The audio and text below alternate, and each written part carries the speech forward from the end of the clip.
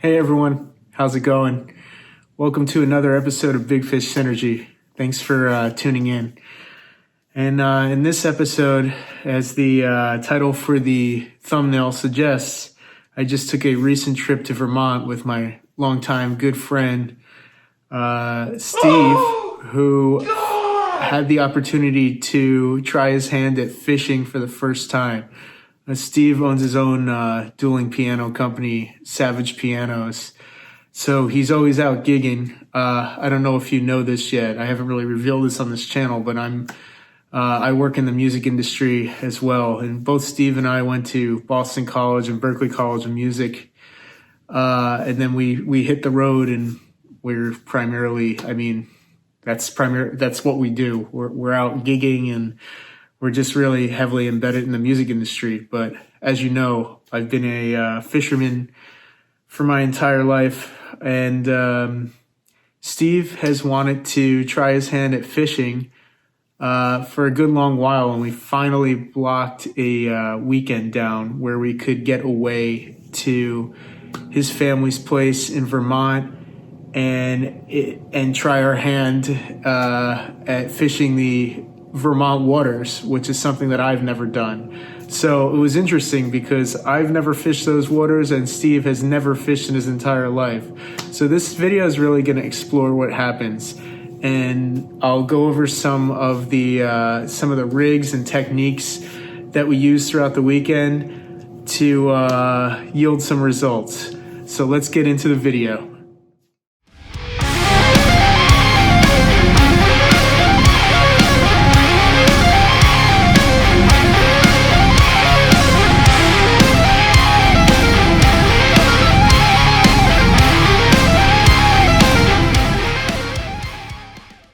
So Steve just got his first smallmouth bass on a Senko, fishing the NRX and Shimano, oh my God, X-Sense combo, and he got him right off the rocks. So Steve, what was that bite like? Yeah, it was cool, man. All of a sudden, it was just sitting there, and all of a sudden, I took it right, reeling in, thinking I had nothing, and then boom, boom, boom. Okay, that's awesome. So let's get a quick release. So get down there, and all you're gonna do is just let him just point his head, get out on that here. I got the pole. Oh God! Point his head just right out and hold on. Yep, you can just yep, get his head forward. And then just point him like he's gonna go out. There he goes, right down in the rocks, right? Yep. Awesome. Okay, so yeah, Steve hooked up with that smallmouth bass, and what it was doing was just basically taking this wacky rig Senko and throwing it close to the rocks. I figured that they would be in close to those rock formations and in tight, and he ended up hooking up with a tiny smallmouth. But I think this is a really great way for a beginner to get familiar with what a bass actually feels like and to actually generate bite. I mean, you cannot, maybe not the rig so much, but the actual technique. I mean, you can't really argue with the wacky rig Senko. This is the that G Finesse hook, that Gamakatsu G Finesse, which I really love. The one thing though, I put a dab of super glue on this keeper, this wire keeper up here, because after a few fish, it tends to get knocked off its hinges and it'll slide around in like a circle. I end up tying let's see if I can get this super close. With it being in focus, not really. I end up tying a San Diego jam knot with 7 wraps on this, and I'm using, on this rig, I kind of went a little bit heavier with the line, just because it's a little bit more forgiving for a beginner. I went 12-pound test, 12-pound test leader, and then this main line is actually just 10-pound test Power Pro V2, what is it? Power Pro Slick V2, I believe. And then we just have this, this black Senko with the blue flakes. This is one of my favorite colors. I've done absolute damage with this. Obviously we have this is the older version of the Loomis NRX 852. 852S, which is probably the best weightless Senko rod ever made. They just came out with a new updated version. I haven't fished that yet, but I mean, this old version is highly coveted still, and there's a reason why these things are always out of stock. They're incredible, incredible pieces. And then I have it paired up with a Shimano Essence, which is like the Batman, or I'd say it's like the Batman murdered out black version of like a Stella. It's got the same kind of high components, and it's butter smooth, and it's got an incredible drag system, tons of power. I think it's like a 6-gear ratio. What is it? Let me just look. It's on the handle somewhere. These things are like, it's like reading cuneiform. They have it hidden. Oh yeah, it is 6.0 to 1. That's what I thought. So yeah, he was able to hook up with that. I wish I had the footage from it because it's pretty awesome, but he was stoked, and that really got him in the right mindset. So yeah, let's move on. Sucker? Sucker. What are the chances of that, dude? Is it the same thing? No, it's a freaking sucker fish. The chances of that happening are absolutely ridiculous. Okay, so again, unfortunately, I don't have the GoPro footage because of that SD card failure from the first day, which is such a shame because I really wanted this catch on camera. The only other fish of the day and the only other bite of the day, we had 2 bites.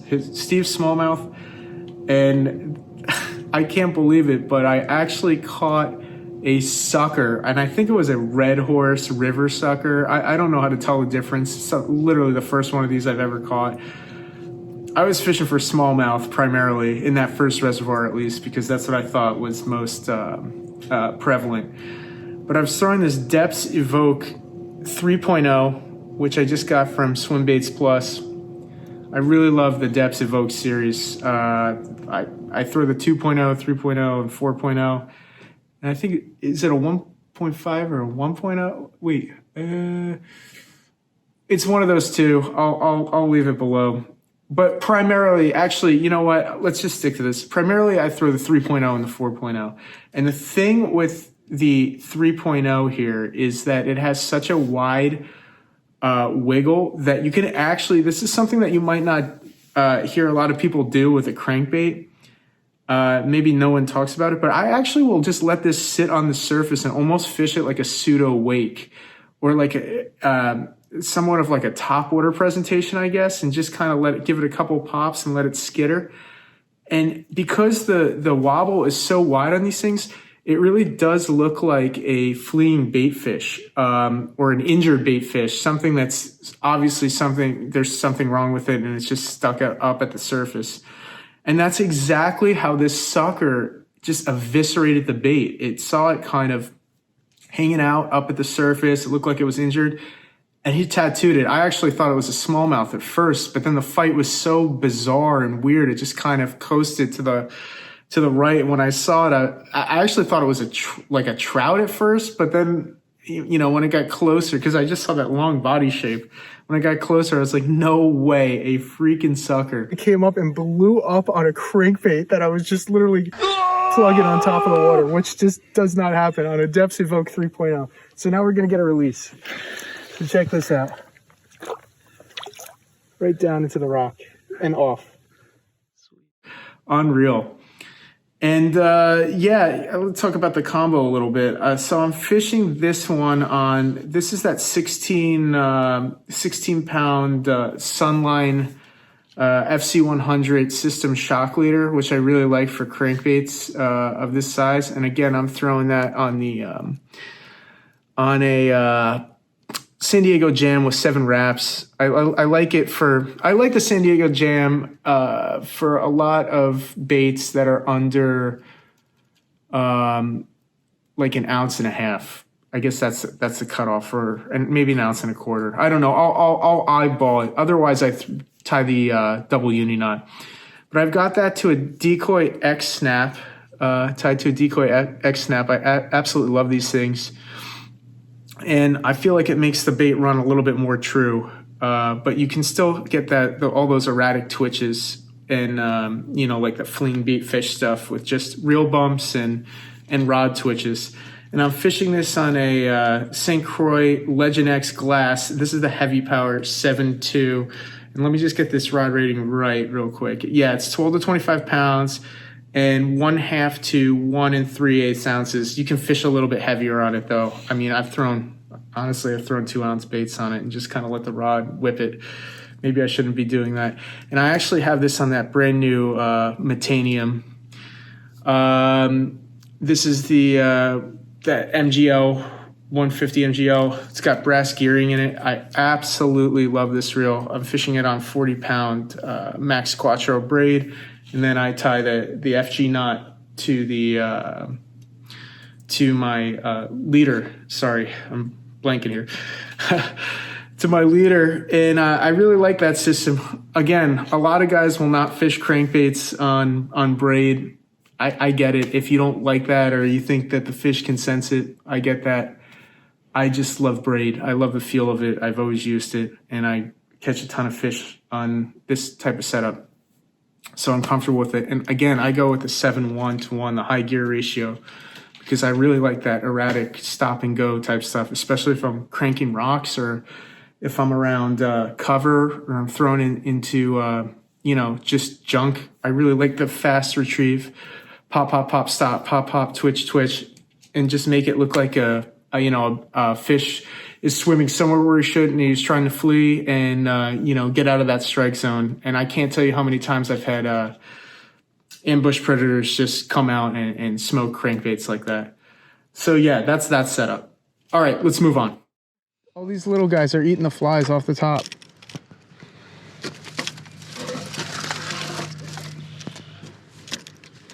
Can you imagine if we caught a 55-inch Northern Pike right now, right before dark?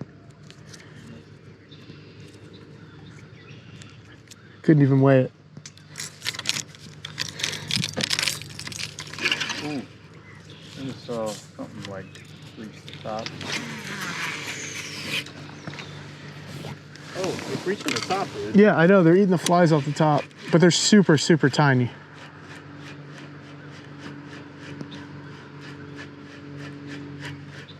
You think I should go back to the worm thing? Whoa. It's a big one. Oh, it's a pike. Oh my god, it's huge!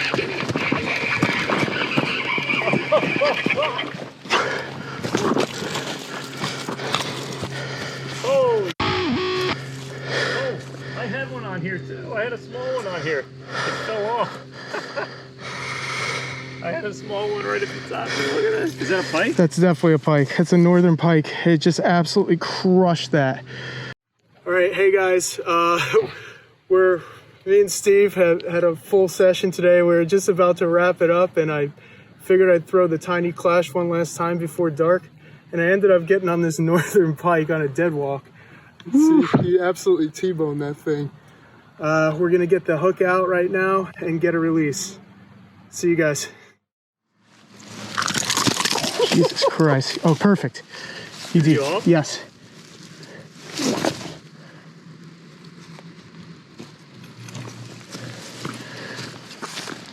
Dude, right as you pulled him in, I was trying to pull my thing in, and there was a little fish. He was on the bait? He was on it, but I pulled it in so fast he let go. I was silvery looking. I think they're out now, man. Dude. We can stay a little longer. I mean, he walloped that. Hold on. That is so cool, man. Do you want me to film this? Yeah. Film it from right up here, man. Yeah. You got it. And I'll do I'll slow-mo too. All right. I'm doing slow-mo. Okay.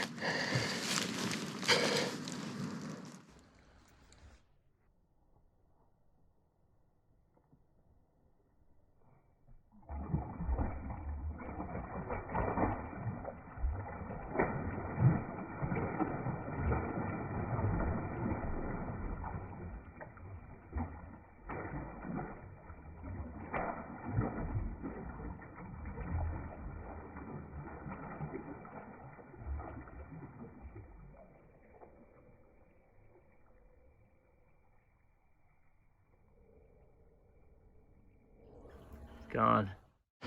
Well, They're in there. I'm telling you, man, that's what I saw earlier. That northern? Yeah. Same thing? That's the same. That's this fish. I mean, well, that was the shape and everything and the coloration that I saw earlier today.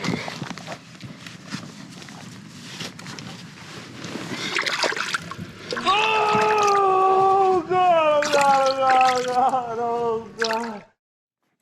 Okay, so yeah, this is the fun portion of the show, the swim bait portion, which that's primarily what I do. So on day 2, we were walking another small lake in Vermont that a local told us to check out. We were fishing that second reservoir, and he said, "Hey, there's giant northern pike in there, as well as I think he told us about. There's a couple varieties of trout and smallmouth and largemouth." And we did some research on the lake, and it actually looked really fruitful. So we decided to check it out. Unfortunately, we fished it the entire day, and we didn't get one bite. Like, it was absolutely brutal work out there, and we were just baking in the sun. It happened to be hot that day.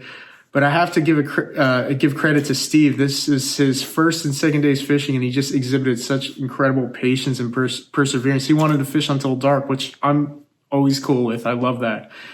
So it's so funny, and you'll see it on this cast. I actually have GoPro footage for this. Right before this cast, I was saying, man, wouldn't it be awesome if we could hook up with a northern pike right before dark? Or I think I said a 50-inch northern pike. I had a feeling about the TK dead walking. I was throwing it earlier in the day, and Steve said that he actually saw a pike around where I was throwing this. And I just figured that this would give me the best shot of generating a bite out of all the baits I brought. I know how ESOCs respond to the DRT Tiny Clash, and they light it up. If you put it somewhere in their vicinity and you're pretty good with that dead walk, just that nice you know what it is. I mean, it's in the video. You'll see it. They smoke it. So that's exactly what happened. I threw it out, had a diagonal path that I was bringing across shoreline, and I think the Joy Thief, this is the working class 0 version. I think it was the right kind of paint job for that, that fleeting sun, and it was just kind of reflecting off it, and this pike absolutely lit it up. And that's actually my first northern pike. I never fished waters with northern pike, or I never have, really. I'm just primarily a largemouth bass guy. I've caught tons of giant pickerel as a byproduct of fishing for giant bass, but never a northern pike, and it was such a cool fight. It was a beautiful animal. It did that whole that gator death roll. I guess that's maybe partially why they call them gators. Obviously, they look like them too. But I'm just fishing this on my Lowdown Custom medium light. And this is a Daiwa Z. Just take the reel cover off real quick so you can see. Oops. This is the Daiwa Z. This is one of my favorite reels ever. Obviously, it looks like a sports car. It's like a Ferrari or maybe like a DeLorean or something like that. It's got the racing stripes on it. This is the 7-1-1, the Z 2020, believe it's SHL. And it's just such an overtuned super reel. It's utterly incredible. It's got great power, it casts great, and it pairs perfectly on this Lowdown Custom medium light, which I really love. It's just the right amount of rod for this type of bait. I can still get super accurate and never get tired out walking this thing. This is actually a mod fast version, but it has the right kind of parabolic bend once you're hooked up, which you'll see in the video if you look at the bend of the rod. Now this Tiny Clash, like I said, it's working class 0. It has the owner ST35s, which are some of my favorite swim bait hooks ever. They have that 150-degree angle, and I think it just kind of presents a better option for a hookup. Like if they hit it, if they come close to it and, just graze it, you're usually getting hooked. They're super sharp. They're strong. I mean, I flipped that thing in and nothing is bent. Really, really, really satisfied with these hooks. These are some of my favorites recently. And again, I'm fishing that on that Decoy X Snap. And I believe that's a size 3, 2, 3, 4. I think that's the 3. That's the mid-size. And as you can see, I've got a double uni tied right there. It's a 6-wrap double uni. That's my swim bait knot. That's the only thing I tie. I got really good at tying them. I'll do a video on it eventually. But it was such an awesome bite. And man, for me, that was obviously it was just good to have Steve catch a fish, but this was all gravy for me. And I really wanted to catch the pike, and on this trip I came through. Ah, I feel so good. Ah, nasty. Can you believe that? Right as you were like, what did you grade if I caught him nasty? How much that thing weigh? That was small. That was probably like 4 pounds or so. I mean, Northerns get gigantic, dude. That was a nice specimen, though. Do people eat those? Yeah, they pickle them. Oh God! Oh God! So the jig, one was actually. That's a good bass. Yo, walk it down, Steve. Walk it down. I got it. Dude, that's a sick largemouth, bro. Dude, you got a largemouth and a smallmouth, and you said it, bro. Good job, bro. All right, so hold on. Holy. All right. I just want to get the hook out. Okay, grab him right there. I got the hook. Grab him hard. Hard. Hold, grab hard. Got him. Yeah, you got him real good. All right, let me get pics. Here you go. Hold the rod too. Oh! That's a way better fish than you had yesterday. All right, wait.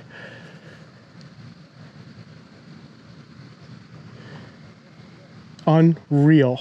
I guess they're all feeding at night, man. Wait, look again, one more time. All right, I'm just taking a quick vid. Tell, what was that bite like? Oh, it was cool. It all happened quick, man. I was just reeling in slowly, and then about halfway from where I cast it in, I was like teasing the bait along the floor. So you got him on, you were jigging the rocks in the bottom. Yep. Well, and he smoked it, and he actually set the hook beautifully. Awesome. All right, we'll get a release. Go.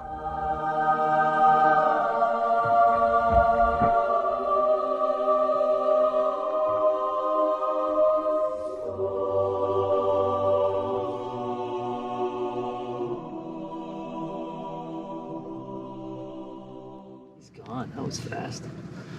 I think we got it.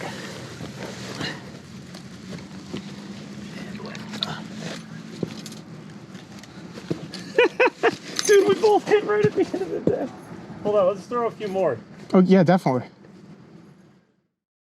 Okay, so right after I got that pike, Steve ended up hooking up with a jigfish bass. I mean, it was literally maybe within 5 minutes of that catch. So that bite window was happening. It's so funny how that happens in certain bodies of water. They were just on it, and it was probably around like 6:15 or 6:30, right before sundown. And this was his first day throwing a baitcaster. I mean, he had a Metanium. This is a Metanium DC. It's a fantastic baitcaster. I actually upgraded the gears to brass gearing, kind of like that that Metanium MGL 150B. The new version has brass gears. For some reason, they went with metal gears, aluminum gearing in these older Metaniums, and they're fine. I mean, it does the job, but I really like the rigidness of brass gears. To me, they stand the test of time. I know they weigh a little bit more, and I'm pretty sure that's why they went with the aluminum gears in the old DCs, but I upgraded the handle actually to a 96 millimeter Shimano handle, so I have a little bit more wenching power. But again, the stock Metanium DCs are fantastic reels.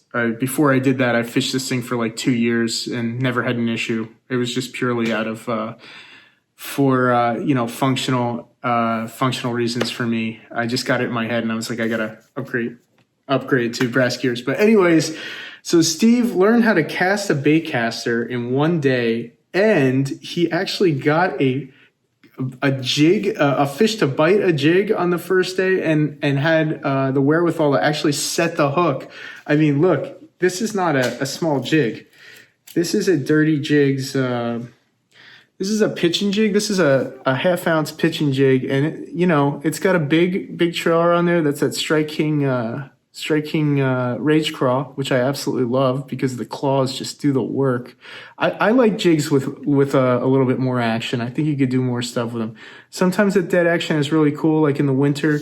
But I've had the most success. I'm not much of a jig fisherman. I'm more of a swim bait guy. I've had the most success with this trailer, truly, out of anything.